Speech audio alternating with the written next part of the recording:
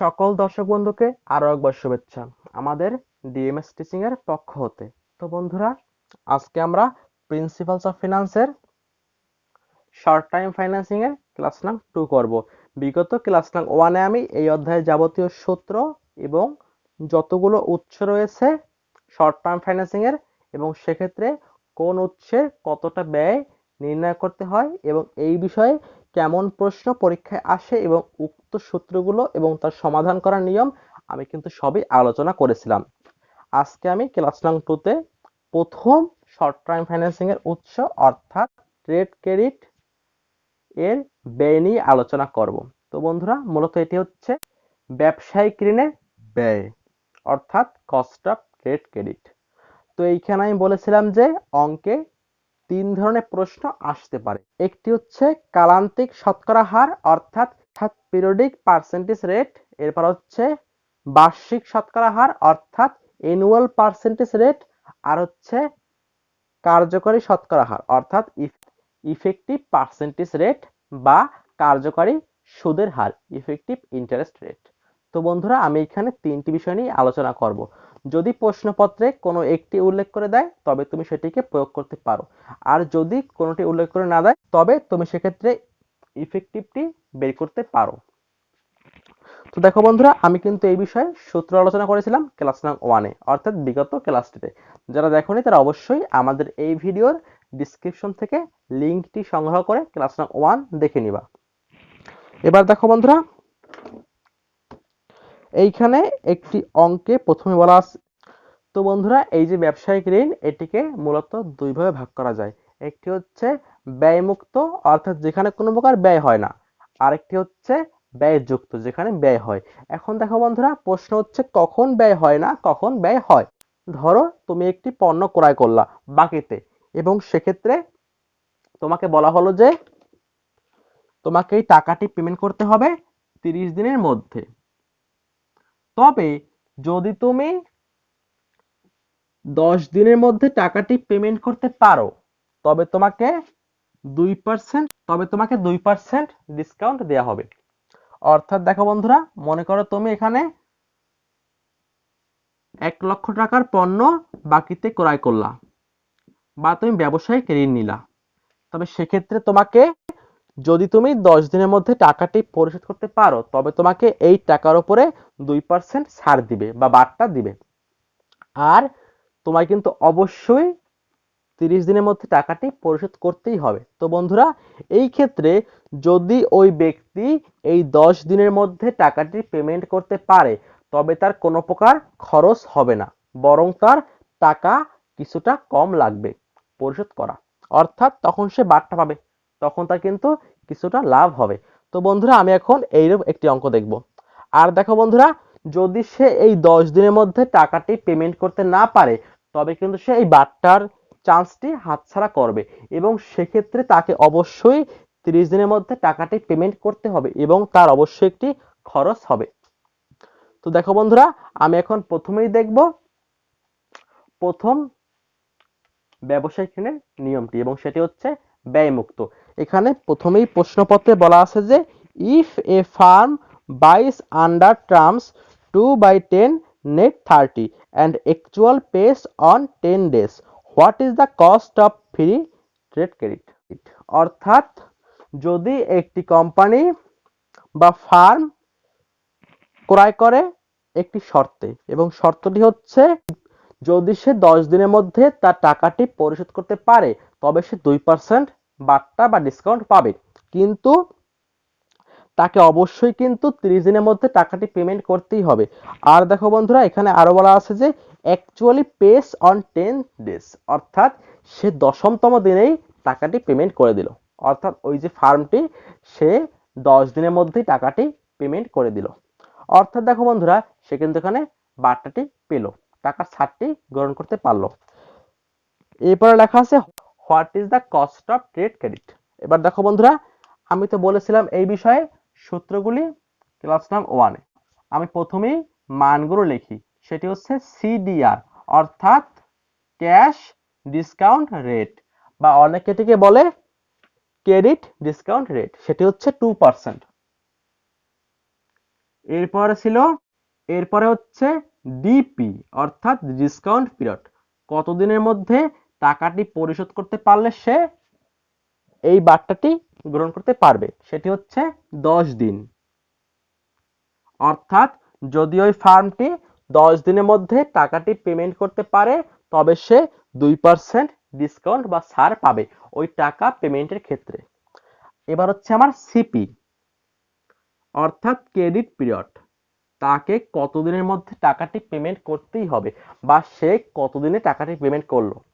এবার দেখো বন্ধুরা, এইখানে প্রশ্নপত্রে বলাই আছে যে সে 10 দিনে কিন্তু টাকাটি পেমেন্ট করছে, অর্থাৎ এখানে লেখা আছে actually pays on 10th days. এখানে লেখা আছে 10th মানে হচ্ছে 10মতম দিন, অর্থাৎ সে কিন্তু 10মতম দিনেই টাকাটি পেমেন্ট করলো। এবার দেখো বন্ধুরা, এরপরে কিন্তু আরেকটি বিষয় এখানে ছিল, সেটি হচ্ছে নেট 30 ডেজ। দেখো বন্ধুরা, যদি এইখানে প্রশ্নপত্রে না বলা হতো সরাসরি যে actually pays on 10th days, তবে কিন্তু আমি এখানে সিপি ধরতাম ওই 30কে। কারণ যখন দেখবা যে প্রশ্নপত্রে এমন কোনো কথা উল্লেখ করা নেই যে কতদিনে সে টাকাটি পেমেন্ট করছে, তখন তোমাকে ধরতে হবে যে কতদিনে তাকে পেমেন্ট করতেই হবে সেটিকে।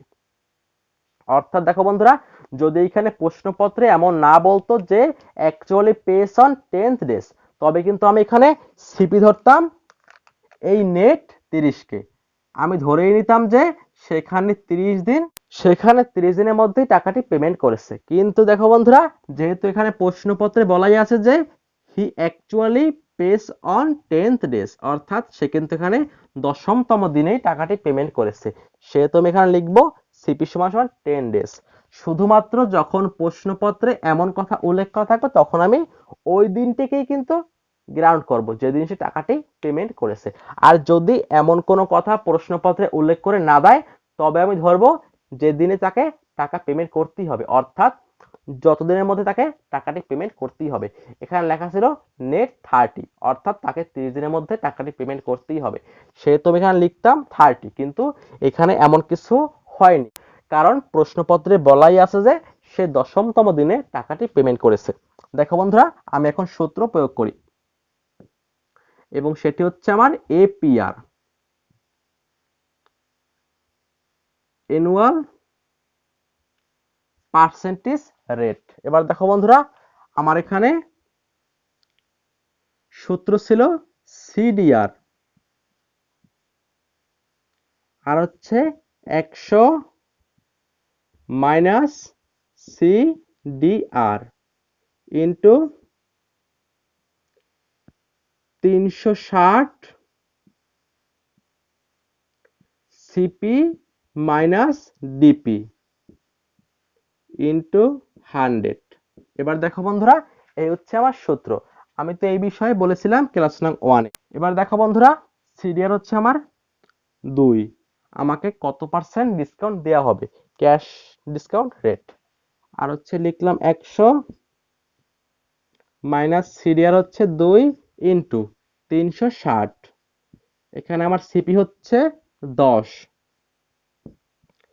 মাইনাস ডিপিও হচ্ছে 10, অর্থাৎ আমাকে দেখতে হবে যে এই দিনের ব্যবধান কয়টি, এই দিনের ব্যবধান কত। দেখো বন্ধুরা, এই দিনের ব্যবধান যত হবে ব্যয় কিন্তু তত হবে।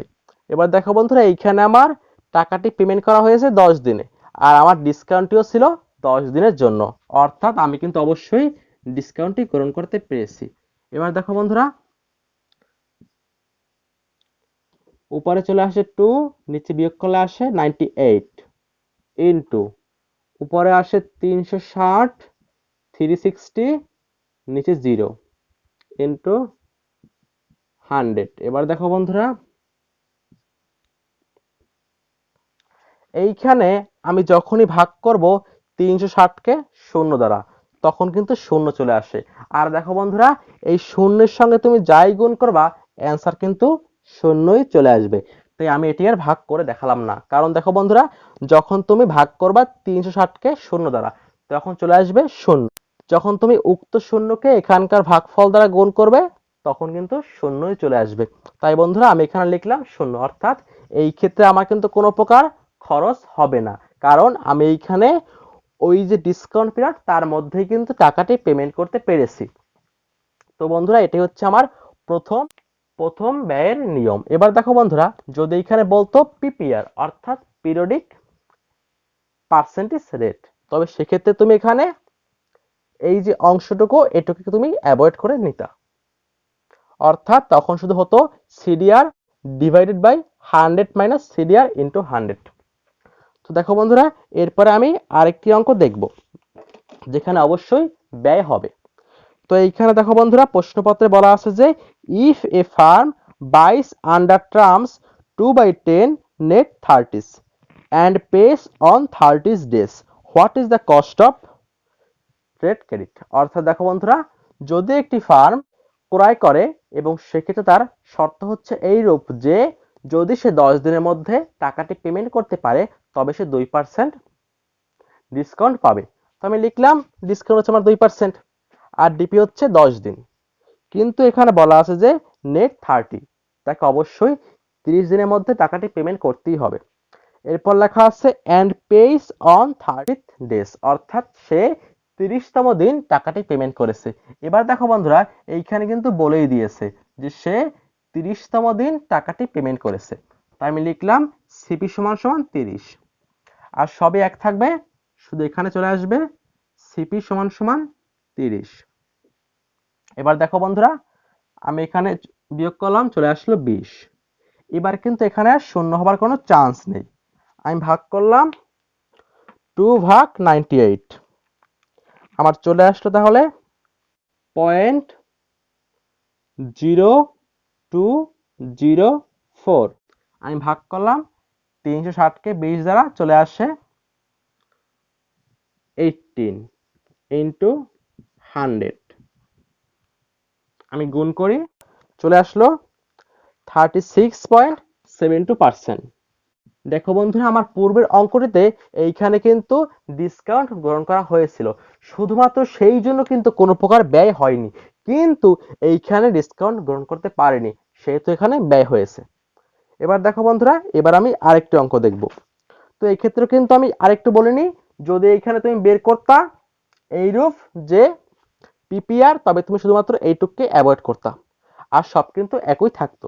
আর দেখো বন্ধুরা, তো বন্ধুরা এবার আমি আরেকটি অঙ্ক দেখব, যে এখানে প্রশ্নপত্রে বলা আছে যে if a firm buys under 215, অর্থাৎ যদি একটি ফার্ম পণ্য ক্রয় করে এবং সেখানে শর্ত হচ্ছে এইরূপ যে যদি সে 15 দিনের মধ্যে টাকাটি পেমেন্ট করতে পারে তবে সে 2% বার্তা পাবে। এরপরে বলা আছে নেট 45, অর্থাৎ তাকে অবশ্যই 45 দিনের মধ্যে টাকাটি পেমেন্ট করতেই হবে। এরপরে বলা আছে but actually pays on the 20th days and still take discount. দেখো বন্ধুরা, এখানে কিন্তু একটি বিশেষ বিষয় আছে, সেটি হচ্ছে সে এখানে যদি 15 দিনের মধ্যে টাকাটি পেমেন্ট করতে পারে তবে সে 2% সুদ পাবে, তবে তাকে অবশ্যই কিন্তু 45 দিনের মধ্যে টাকাটি পেমেন্ট করতে হবে। কিন্তু এইখানে আরেকটু কথা সংযোগ করা আছে, সেটি হচ্ছে actually pays on the 20th days, অর্থাৎ সে টাকাটি পরিশোধ করেছে 20তম দিনে। দেখো বন্ধুরা, প্রশ্নপত্রে বলা ছিল যদি সে 15 দিনের মধ্যে টাকাটি পেমেন্ট করতে পারে তবেই কিন্তু সে 2% ডিসকাউন্ট পাবে, কিন্তু সে এখানে টাকাটি পেমেন্ট করেছে 20তম দিনে, সেখানে এটি পেমেন্ট করেছে 20তম দিনে। কিন্তু এইখানে একটি টুইস্ট আছে এবং সেটি হচ্ছে অ্যান্ড স্টিল টেক ডিসকাউন্ট, যদিও সে 20 তারিখ টাকাটি প্রদান করেছে বা 20তম দিনে টাকাটি প্রদান করেছে, তথাপি সে ডিসকাউন্ট পেয়েছে। আমি আবারও বলতেছি বন্ধুরা, এইখানে বলা হয়েছে এটি যে যদি সে 15 দিনের মধ্যে টাকাটি পেমেন্ট করে তবে সে 2% সুদ পাবে, তবে সে 20 তারিখ বা 20তম দিনে টাকাটি পেমেন্ট করেছে, সেক্ষেত্রেও কিন্তু সে 2% বার্তা পেয়েছে। তো বন্ধুরা, আমি এখন এই অঙ্কটি সমাধান করব। এরপরে প্রশ্নপত্রে বলা ছিল যে what is the cost of trade credit. দেখো বন্ধুরা, এইখানে আমার ছিল সিডিআর ছিল 2%, অর্থাৎ ক্যাশ ডিসকাউন্ট রেট। এবার হচ্ছে ডিপি, আমার ডিসকাউন্ট পিরিয়ড ছিল এবার দেখো বন্ধুরা, এইখানে একটি বিষয় আছে, সেটি হচ্ছে যদিও প্রশ্নপত্রে ডিসকাউন্ট পিরিয়ড দেওয়া ছিল 15তম দিন, 15 দিন, কিন্তু আমি এইখানে 20তম দিনে টাকাটি পেমেন্ট করেছি এবং সেক্ষেত্রেও কিন্তু আমি ডিসকাউন্ট পেয়েছি। তাহলে যখন আমি 20তম দিনে টাকাটি পেমেন্ট করি, তাহলে যখন এই প্রতিষ্ঠানটি 20তম দিনে টাকাটি পেমেন্ট করেও ডিসকাউন্টটি পেয়েছে, তবে কিন্তু আর পূর্বের ডিসকাউন্টটি গ্রান্টেড হবে না, কারণ সে তো 20তম দিনে টাকাটি পেমেন্ট করেও ডিসকাউন্ট পেয়েছে। তো যেহেতু সে 20তম দিনে টাকাটি পেমেন্ট করা সত্ত্বেও ডিসকাউন্ট পেয়েছে, সেহেতু এখন আর পূর্বের ডিসকাউন্টের দিনটি গ্রান্টেড হবে না, তাই এখন হবে 20। আমি লিখলাম 20। এবার দেখো বন্ধুরা, সিপি অর্থাৎ ক্রেডিট পিরিয়ড, কতদিনের মধ্যে তাকে টাকাটি অবশ্যই পরিশোধ করতে হতো, এবং সেটি হচ্ছে আমার 45 দিন নেট। আমি লিখলাম 45। এবার দেখো বন্ধুরা, আমি সূত্র প্রয়োগ করলাম, এই সব ঠিকই ছিল আমার, শুধুমাত্র আমার এইখানে চেঞ্জ হবে, এবং সেটি হচ্ছে আমার এখানে আছে সিপি হচ্ছে 45 মাইনাস আমার ডিপি হচ্ছে 20। আমি বিয়োগ করে দিলাম, আমার চলে আসলো 25। আমি যখনই ভাগ করব 360 ভাগ 25, আমার চলে আসবে 14.4। আমি এখন গুণ করি, ইন্টু 0.0204। আমি এবার গুণ করব ইন্টু 100, আমার চলে আসলো তাহলে 29.37%। তো বন্ধুরা, এই হচ্ছে আমার এই অঙ্কটির সমাধান। এবার আমি আরেকটি নিয়মের অঙ্ক দেখব।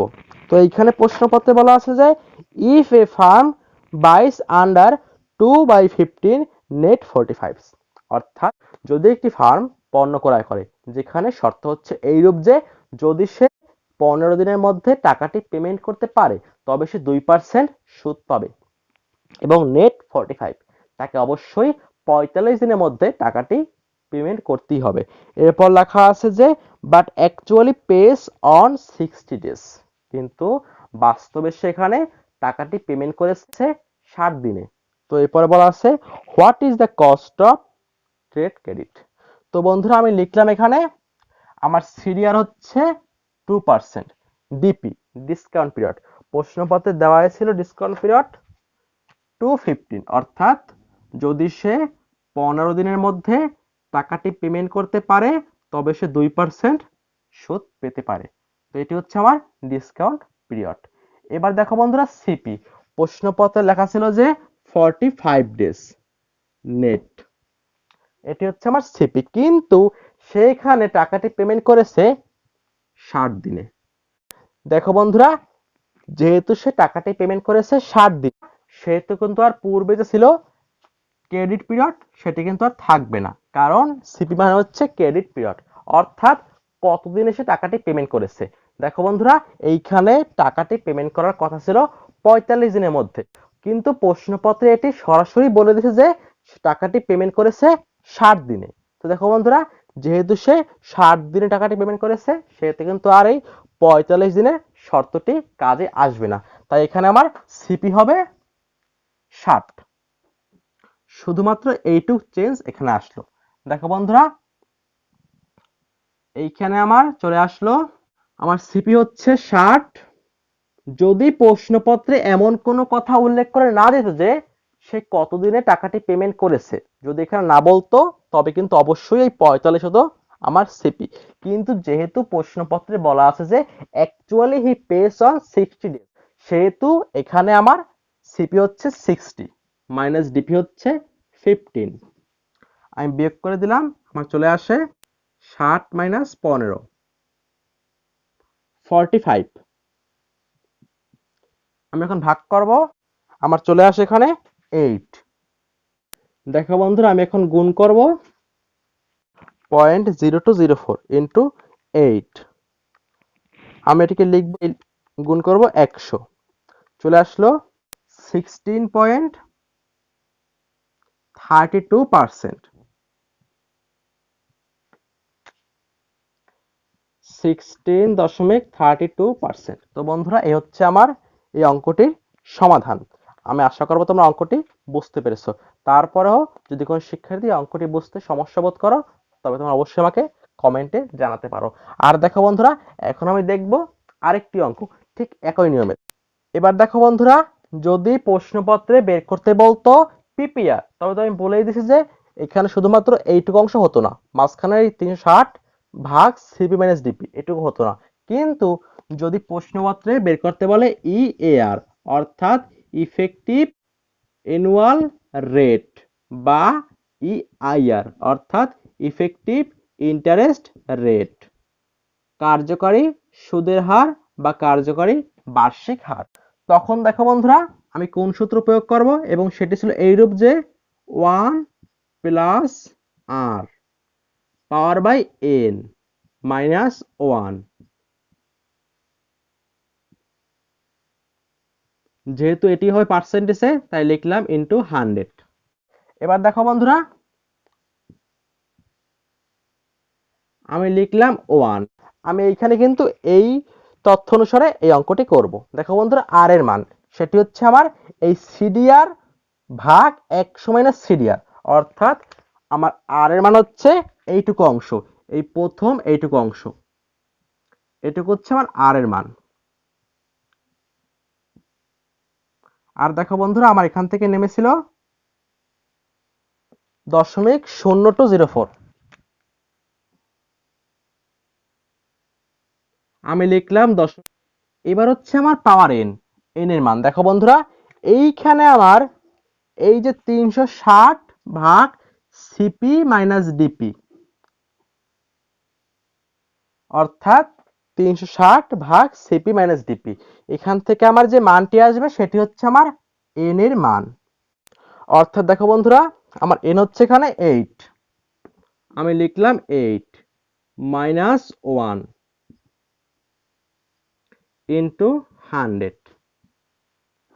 তো দেখো বন্ধুরা আমি এখানে ক্যালকুলেশন করে 1 প্লাস 0.0204 পাওয়ার হচ্ছে 8 মাইনাস 1 ইন্টু 100, আমার চলে আসে 17.53%। দেখো বন্ধুরা সব কিন্তু প্রায় একই রকম আছে, শুধুমাত্র আমি যখন বের করব আর এর মান তখন আমার প্রয়োজন হবে এই প্রথম অংশটুকু, আর যখন আমি বের করব এন এর মান তখন আমার দরকার হবে এই দ্বিতীয় অংশটুকু। এবার দেখো বন্ধুরা এইখানে আরেকটি বিষয় আছে, সেটি হচ্ছে যদি সিম্পল ইন্টারেস্টের মাধ্যমে তুমি অঙ্কটি সমাধান করো তখন তুমি এই সূত্র প্রয়োগ করবা এপিআর বা পিপিআর।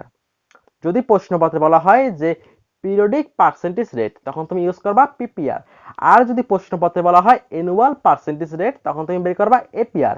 যদি বলা হয় সিম্পল ইন্টারেস্টে তখন তুমি এই দুটি নিয়ম করবা। আর যদি প্রশ্নপত্রে বলা হয় যে কম্পাউন্ড ইন্টারেস্ট রেট বা ইফেক্টিভ ইন্টারেস্ট রেট তখন তুমি প্রয়োগ করবা এই সূত্র। তেমন কিন্তু কোনো প্রকার চেঞ্জ নেই। আরেকটি বিষয় হচ্ছে বন্ধুরা, যদি তুমি করো একই অঙ্ক অর্থাৎ একই তথ্য এই এপিআর এবং ইএআর, তবে তুমি দেখবা যে যখন তুমি বের করবা সিম্পল ইন্টারেস্টে তখন তোমার পার্সেন্টেজ কম হবে, আর যখন তুমি বের করবা কম্পাউন্ড ইন্টারেস্টে বা ইফেক্টিভ ইন্টারেস্টে তখন তুমি দেখবা যে এই সিম্পলের তুলনায় কম্পাউন্ডে বেশি হবে।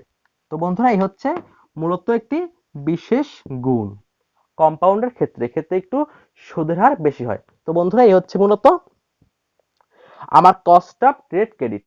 এবার আমরা দেখব কস্ট অফ কমার্শিয়াল পেপারের অঙ্কগুলি। এবার দেখো বন্ধুরা এইখানে প্রশ্নপত্রে বলা আছে যে এই company issue 90 days commercial paper. তো বন্ধুরা এখানে একটি কোম্পানি ইস্যু করলো একটি বাণিজ্যিক পত্র যার মেয়াদকাল বা ম্যাচুরিটি পিরিয়ড হচ্ছে বা ডেজ অফ ম্যাচুরিটি হচ্ছে 90 ডেজ 90 দিন। এরপরে বলা আছে উইথ এ ফেস ভ্যালু টাকা 6000। তো বন্ধুরা এখানে দেয়া আছে ফেস ভ্যালু টাকা হচ্ছে 6000 এট টাকা 5500। তো বন্ধুরা এখানে কিন্তু টাকা দেওয়া আছে দুইটি, প্রথমটি বলা আছে ফেস ভ্যালু, তাহলে পরেরটি কিন্তু অবশ্যই হবে সেলস ভ্যালু, কারণ আমি কিন্তু বলেছিলাম যে বেসিক ক্লাসে যে এই কমার্শিয়াল পেপারের ক্ষেত্রে যা থাকে ফেস ভ্যালু তার চেয়ে কিন্তু কম মূল্যে ওইটি বিক্রয় করা হয়, অর্থাৎ সেলস ভ্যালু কম হয়। এরপর লেখা আছে দ্য ক্রেডিট রেটিং এক্সপেন্স আর 1.50%, অর্থাৎ এখানে একটি ব্যয় দেওয়া আছে of the size of the issue and stamp duty is 0.50% and IPA charge are 0.25%। দেখো বন্ধুরা, এখানে কিন্তু পরস্পর তিনটি খরচ দেওয়া আছে।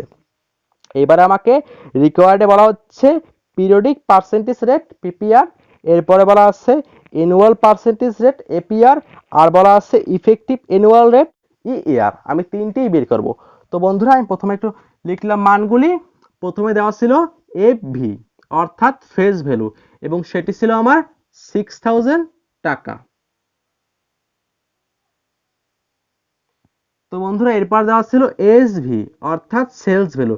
যদিও প্রশ্নপত্রে সরাসরি এটি বলা নেই যে এটি হচ্ছে সেলস ভ্যালু, তথাপি যেহেতু এখানে আমার এটি হচ্ছে ফেস ভ্যালু আর এর তুলনায় অনেক কম হচ্ছে এই টাকাটি 5500 টাকা, সেহেতু আমি এটি বুঝতেই পারি যে এটি হচ্ছে আমার সেলস ভ্যালু। কারণ সাধারণত ফেস ভ্যালু আর সেলস ভ্যালু বাদে কিন্তু অন্য কোনো টাকা দেয়া থাকে না এই কমার্শিয়াল পেপারের অঙ্কের ক্ষেত্রে।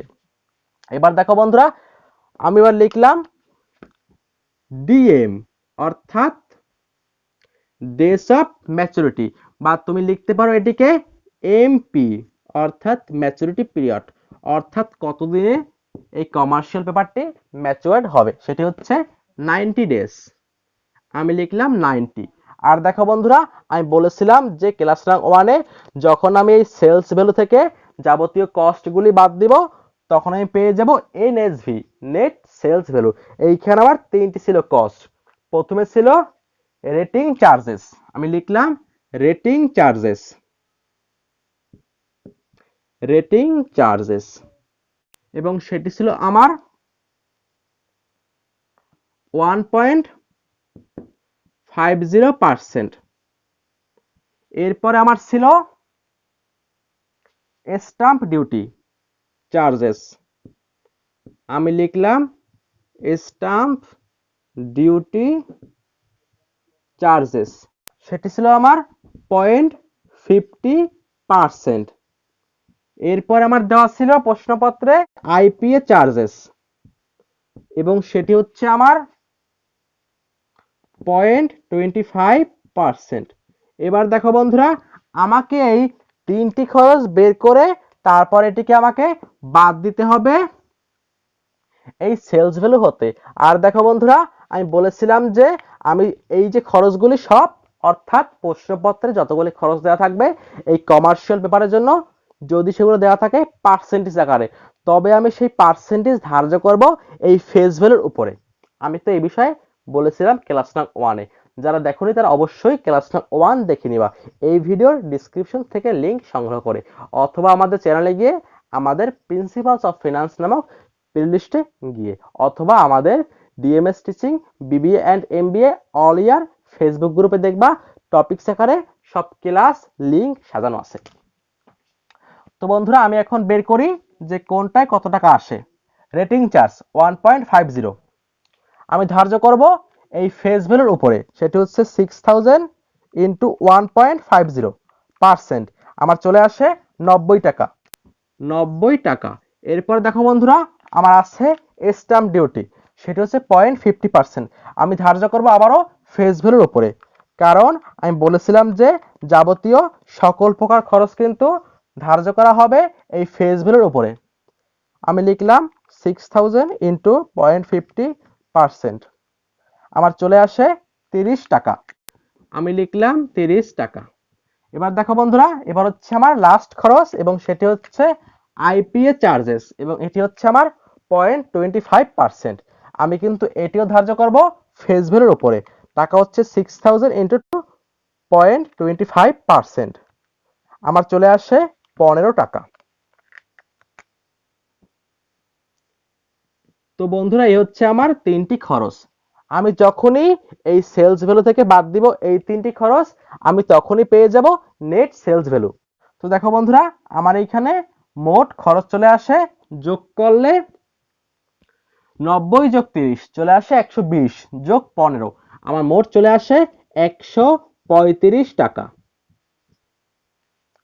আমি লিখলাম এখানে এনএসভি, নেট সেলস ভ্যালু, সমান সমান আমি বাদ দিব সেলস ভ্যালু হতে 5500 হতে আমার যাবতীয়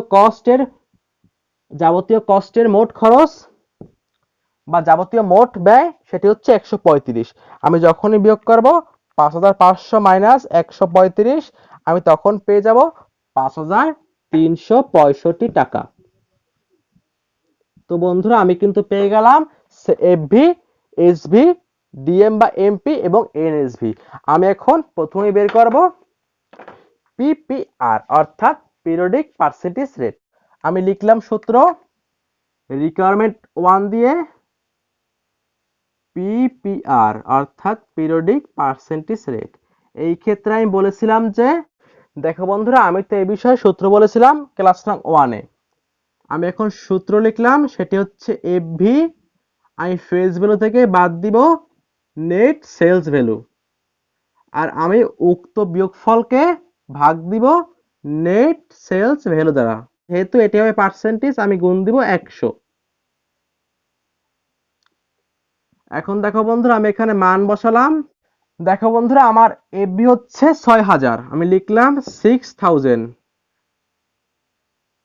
মাইনাস আমার এনএসভি হচ্ছে, এটি আমার এসভি, এই হচ্ছে আমার এনএসভি 5365 ভাগ দিব আবার এনএসভি দ্বারা, এবং সেটি হচ্ছে 5365 গুণ দিব 100। দেখো বন্ধুরা, আমি যখন বিয়োগ করব 6000 বিয়োগ 5365, আমার চলে আসে বিয়োগ করলে 635। আমি এটিকে ভাগ দিব 5365 নামক এনএসভি দ্বারা, আমি গুণ দিব 100।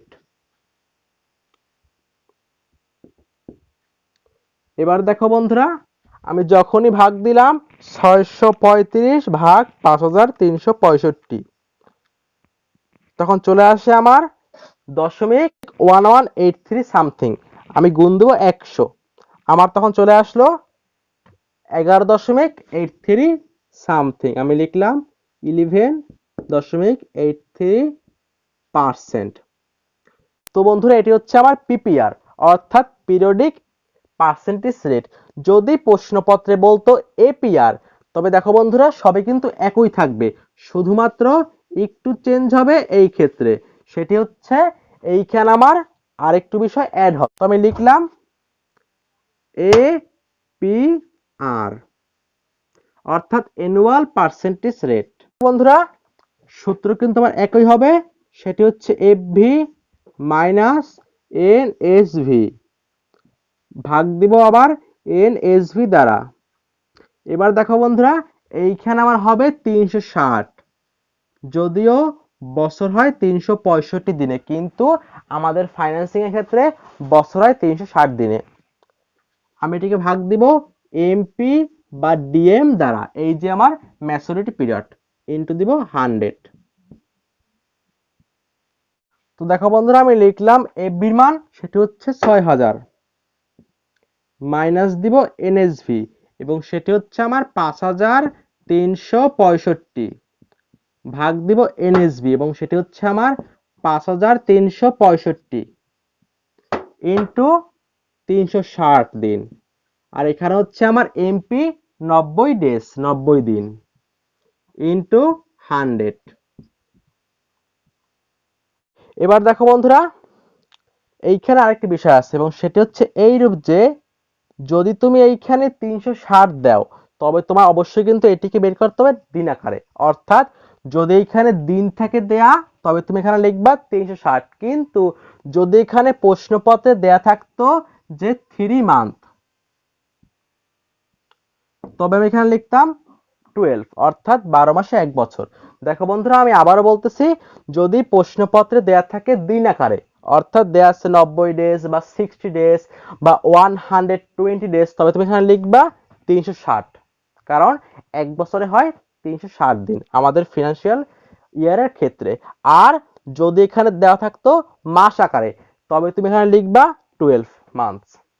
আর যদি তুমি এখানে মাস আকারে দেয়া থাকলেও তুমি সেটিকে দিন আকারে লিখতে চাও, তবে তুমি এখানে লিখবা 360, আর এখানে যত মাস দেয়া থাকবে তুমি সেটিকে বের করবা দিন আকারে। অর্থাৎ ধরো এখানে দেয়া আছে 4 মান্থ, তবে তুমি গুণ করবা 4 গুণ 30, কারণ যদি ফিনান্সিয়াল ক্ষেত্রে 360 দিনে হয় 1 বছর, তবে কিন্তু 1 মাসে হয় 30 দিন।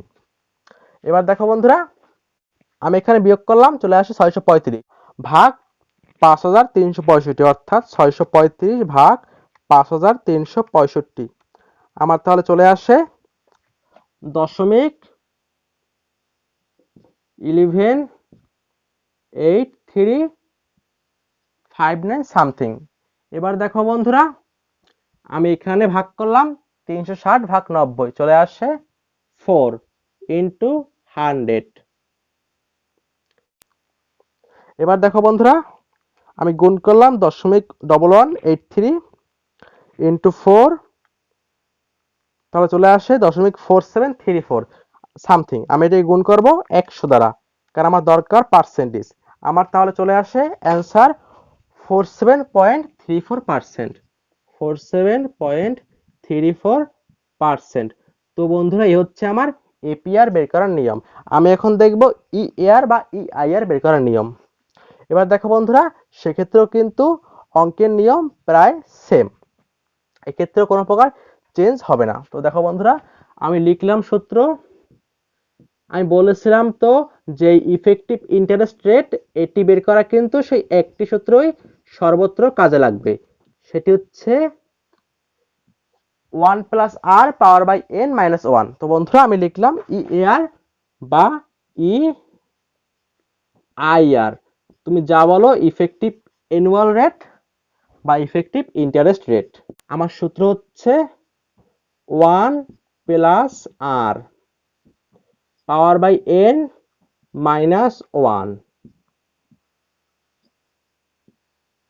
ইন্টু 100।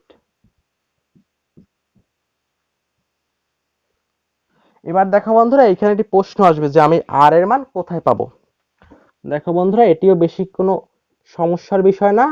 আমি এই বিষয়ে বিস্তারিত বলেছিলাম ক্লাস 1-এ, আমি এখন আবার একটা বলতেছি। দেখো বন্ধুরা, এইখানে এই যে এফভি মাইনাস এনএসভি ভাগ এনএসভি, এটুকু হচ্ছে আমার আর এর মান, অর্থাৎ এটুকু থেকে তুমি যে মানটি পাবা সেটি হচ্ছে তোমার আর এর মান। দেখো বন্ধুরা, আমি এখানে করলাম 6000 মাইনাস 5365 ভাগ 5365। আমার ভাগ করলে চলে আসলো 0.1183। দেখো বন্ধুরা, আমি আবার বলতেছি, এই আর এর মান হচ্ছে আমার এফভি মাইনাস এনএসভি ভাগ এনএসভি, আর এবার হচ্ছে এন, আমার এন এর মান হচ্ছে এই যে 360 ভাগ এমপি। এখান থেকে আমার যে মানটি আসবে সেটি হচ্ছে আমার এন এর মান, আর আমার এখানে মান চলে আসলো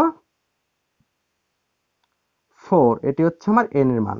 আমি মান লিখলাম, আমার হচ্ছে আর এর মান 0.1183, পাওয়ার হচ্ছে এন এর মান 4 মাইনাস 1 ইন্টু 100। এবার দেখো বন্ধুরা,